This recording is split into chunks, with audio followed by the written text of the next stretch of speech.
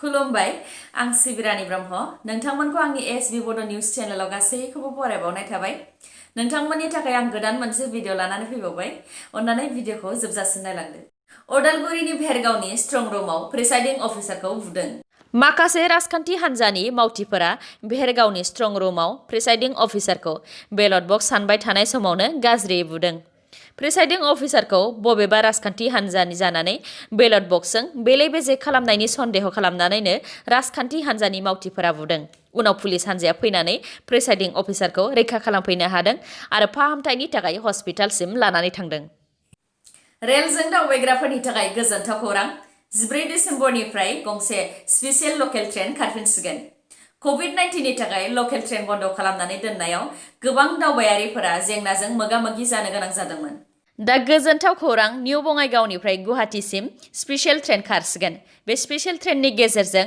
गोबां खम समनि गेजेरावनो निउ बङाइगावनिफ्राय गुवाहाटीसिम थांलाय फैलाय खालामनो हागोन खौराङाव मोननाय बायदिब्ला बे ट्रेना निउ बङाइगाव स्टेशननिफ्राय फुंनि 4:50 AM आव रङिया जानानै खारजेनगोन आरो गुवाहाटीआव 9:15 AM आव सौहैगोन गुवाहाटीनिफ्राय फैफिननाय ट्रेननि समा बेलासिनि 5:30 PM आव खारजेननानै निउ बङाइगावआव 9:58 PM आव सफैगोन नैथि खोलोबनि बिटिसि बिसायख'थिनि थाखाय फोसावदिं मेला मैया जोबनानै थांबाय बिजेपिनि डक्टर हेमन्त बिश्व शर्मा बिथाङा क'क्राझाराव फोसावदिं मेल खुंदोंमोन बेनि सायाव बिपिएफ चिफ हाग्रामा महिलारी बिथाङा बुंथिदों दि डक्टर हेमन्त बिश्व शर्माया क'क्राझाराव फोसावदिं मेल खुंनो थाखाय बिटिआरनि बाहेरानिफ्राय मानसि लाबोनानै मेल खुंफैदों बिथां महिलारिया बुंबावदों दि मेलाव फैनाय सुबुंफोरनो रां होनानै गवालपारा बङाइगाव गुवाहाटीनिफ्रायसो सिटी बासजों मानसि लाबोनानै क'क्राझाराव फोसावदिं मेल खुंदों बिथाङा खौरांगिरिफोरनि सिगाङाव बुंथिदों दि बिपिएफ हान्जाया 30 मासि मोननानै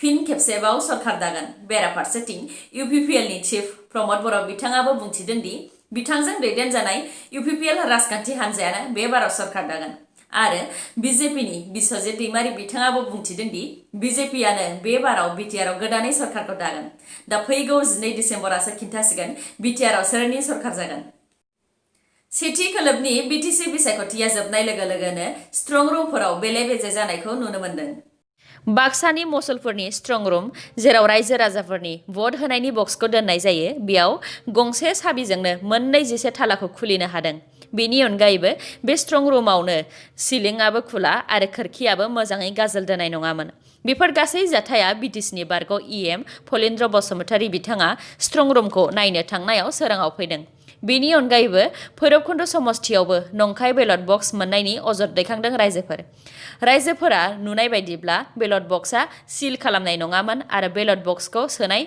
मनायाबो सिल खालामनाय नङामोन एक्सपार्टफोरा सावरायलायनायाव बुंथिनाय बायदिब्ला बेफोर खामानियाव गोहोआव गोनां दैदेनगिरिफोरनि आखाइ थानो हागौ आरो बेनि सायाव स्टेट इलेक्शन कमिशना नोजोर होनांगौ होननानैबो बुंथिदों गासैबो राजखान्थि हान्जानि मावथिफोरनिसिम मोनसे गुरैयैनो खावलायहरनाय स्ट्रं रुमफोराव मोजाङै नोजोर हो जाहाथे रावबो राजखान्थि हान्जायानो आयेननि बेरेखा बेबायदि खामानि मावनो हाया आरो जोंनि रायजो राजाफोरनि भट होनाया जाहाथे ओरैनो थांगारा गावखौ पुलिसनि सिनायथि होनानै पिस्तल दिन्थिनानै रां दाबि खालामदों बे जाथाया गुवाहाटीनि मिर्जायाव जादों सानै दुथांफोरा गावखौ पुलिस होननानै थगायनानै पिस्तल दिन्थिनानै गुवाहाटीनिफ्राय बाइकजों फैबाय थानाय सासे मानसिनाव रां दाबिदोंमोन मैयानि भारत बन्द'आव रावबो गैयैखौ खाबु लानानै रां दाबिनाय खामानिखौ मावदोंमोन दुथांफोरा उनाव खाथिनि मानसिफोरा पुलिसनो खौरां हरनानै पुलिसआ दुथां सानैखौ हमनो हादों हमजानाय सानैनि मुङा पलेस्टार सि सांमा आरो लेनि सांमा पुलिसनि सोंनायाव बिसोर दुथां सानैया गावसोरखौ मेघालयानि पुलिस कनस्टेबल होननानै थगायदोंमोन नाथाय पुलिसनि फोरमान पत्र बिनायाव जेबो दिन्थिनो हायाखै चयगाव पुलिसआ दा बिसोर सानै दुथांखौ हमबाय खौरांनि बायदिब्ला हमजानाय दुथां सानैया गुबैयै मेघालयानि गार' हाजोनि भिडिअखौ जोबजासिम नायलांदो लोगोसे नोंथाङा दासिमबो आंनि चेनेलखौ साबस्क्राइब खालामाखैबा अन्नानै साबस्क्राइब खालामदो लोगोसे बेल आइकनखौबो क्लिक खालामदो जाहाथे गोदान भिडिअ लानानै आं फैयोबा नोंथांनाव सिगांग्रो नटिफिकेसन सौफैयो चिरां जिल्ला बेंगिरि गौतम तालुकदार बिथाङा चिरां जिल्ला बेंगिरि कनफारेन्स हलनिफ्राय बुंथिदों दि चिरां जिल्लायावबो नैथि खोलोबनि बिटिसि बिसायख'थिखौ खुंफुंनो थाखाय थाग थियारि जाजोब्बाय मोनफ्रोमबो पोलिं स्टेशनाव COVID-19 नि नियमफोरखौ फालिनाय जागोन जेरै सेनिटाइज खालामनाय मास्क गाननाय जायफोर बिथांमोनहा मास्क गानलांनो बावो बेनि थाखायबो पोलिं स्टेशन सिङाव बेबस्था लानाय जागोन। सोरनिबा देहानि बिदुं एबा टेम्पारेचारा बारा जायोब्ला भटिंनि जोबनाय समथिं भटखौ होनो हागोन। बेनि अनगायैबो मोन 60 पोलिं स्टेशनफोर जेराव दावराव-दावसि जानायनि आसा दङ बेयाव CCTV दोननाय जागोन होननानै बुंथिदों चिरां जिल्ला बेंगिरिया। CBSEनि क्लास 10 आरो 12 नि एग्जामआ फैगौ 2021 मायथाइनि फेब्रुआरि आरो मार्चनि गेजेरावनो जानो हागौ।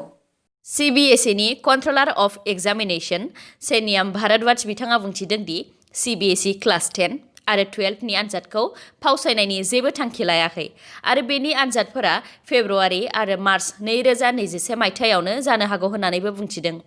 बिथाङा बुंबावदों दि बे बारनि आनजादाव फरायसाफोरा बांसिन फरायनो सम मोनगोन मानोना मोननै आनजादफोरनि डेटनि गेजेराव गोलाव सम बन्द होगोन। बिथाङा बे थांखिखौ COVID-19 नि थासारिखौ नोजोर होनानैनो लादों होननानै बुंथिदों। 2021 मायथाइनिफ्राय रिलायन्स जिअ'आ 5G नेटवर्क सार्भिस होसिगोन। मैया मंगलबाराव रिलायन्स जिअ'नि गायसनगिरि एबा चिफ मुकेश आम्बानी बिथाङा फोसावदों दि फैगौ 2021 मायथाइनिफ्रायनो रिलायन्स जिअ'नि बाहायगिरिफ्रा 5G नेटवर्कखौ बाहायनो खाबु मोनसिगोन। थांनाय समबाराव बिसायख'थिनि थाखाय सालाकाथियाव जानाय फोसावदिं मेलाव BJPनि प्रेसिडेन्ट रन्जित कुमार दास बिथाङा बुंथिदोंमोन दि थाबैनो BPFनि 3 मन्थ्रिनि मासिया लांदां जानो हागौ। बेनिनो सायावनो मैया डक्टर हेमन्त बिश्व शर्माया बुंथिदों दि 3 मन्थ्रिखौ मासि खालि खालामनो थाखाय थिनगासिनो दङ नाथाय बिथांमोनहासो थाङाखै। बेनिनो फिन BPFनि चिफ हाग्रामा महिलारी बिथाङा बुंथिदों दि मासि खालि खालामगोन बुंनानैल' जेबो जाया खालामनानै दिन्थिनो थाखाय बुंथिदों। मानोना BJPआनो दा गोहोआव दङ बिथांमोनहा जेब्ला गोसो अब्लानो मासिखौ लांदां खालामनानै होनो हायो बेयाव थिनलायनांगौनि गोनांथि गैया। 3 मन्थ्रिफोरा जाहैबाय बिथां चन्दन ब्रह्म, बिथां प्रमिला रानी ब्रह्म आरो बिथां रिहन दैमारी। आबादारिफोरा मोनथाम बिलखौ बोखारनो थाखाय मैया इउनियन हम मिनिस्टार अमित शाहजों सावरायलायदों आरो दिनै भारत सरकारजों फिन रायज्लायफिनबावगोन। आबादारिफोरनि धरनाया दासिमबो जोबनानै थाङाखै आरो बे धरनायाव दासिम गासै 8 आबादारिफोरा जिउ गोमाबाय। आबादारिफोरजों फोसावजानाय मैयानि भारत बन्द'आव आसामनि गुवाहाटीयावबो आबादारिफोरखौ मदद होनो थाखाय कृषक मुक्ति संग्राम समितिजों लोगोसे गोबां इउनियनफोरानो धरना होनायजों लोगोसे प्राइम मिनिस्टार नरेन्द्र मदिनि मुसुखा बानायनानै सावदों आरो लामाफोरखौबो होबथादों। आसाम राइफलआ मणिपुरनि मरे टाउननिफ्राय मोननै आलदा जायगायाव अपारेशन खालामनानै गासै 165 कौटिनिबो बांसिन रांनि नारकटिक्स आरो गुबुन ड्राग्स हमनो हादों। बे दायाव 6खौ हमनो हादों आरो बे 6नि मादाव 2आ म्यानमारनि। बिसोरनिफ्राय गंसे गुबुन हादराव बानायनाय पिस्तल आरो गोबां गुलि हमनो हादों। आसामनि अमृता काश्यपआ फेमिना मिस इन्डिया आसाम 2020 टाइटेलखौ देरहाखांनायनि उनाव फेमिना मिस इन्डिया 2020 आव आसामखौ रिप्रेजेन्ट खालामगोन। बिथां अमृता काश्यपआ गुवाहाटीनि आरो सासे फाइनाल इयार जिअ'लजिकेलनि फरायसा। 2024 मायथाइयाव पेरिसाव जानो गोनां अलिम्पिकआव ब्रेक डान्स मोसानायखौबो खेला महरै नुनो मोनसिगोन। बे थांखिखौ इन्टारनेशनेल अलिम्पिक कमिटिआ थांनाय समबार 7 अक्ट'आव लादों। लाइमोन अलिम्पिक नायग्राफोरनि गोसोखौ बोनो थाखायनो बे थांखिखौ लादों होननानै बुंथिदों इन्टारनेशनेल अलिम्पिक कमिटिआ। बेनि अनगायैबो 2021 मायथाइयाव टकिय'आव जानो गोनां अलिम्पिकआवबो स्केटबर्डिं, स्प'र्ट क्लाइम्बिं आरो सार्फिं बेफोर गेलेनायफोरखौ गिबि खेबनि थाखाय नुजेनगोन। इउकेनि 90 बोसोर बैसोनि मार्गारेट केनान बिथाङानो बुहुमनि गिबिसिन फाइजार COVID-19 भेक्सिनखौ मोननो हानाय आइजो जाबाय। बे भेक्सिनखौ खेबनै होनाय जायो। नैथि खेबनि थाखाय भेक्सिनखौ 21 साननि उनाव होबावगोन। दिनैनि निउसआ एसेनोसै। गाबोन आरो गोदान निउसजों लोगो मोनफिनबावगोन। नोंथांमोना दासिमबो आंनि चेनेलखौ साबस्क्राइब खालामनानै लायाखैबा अन्नानै साबस्क्राइब खालामनानै लादो आरो लाइक, कमेन्ट आरो शेयार खालामनो दाबाव। गोजोन्थों।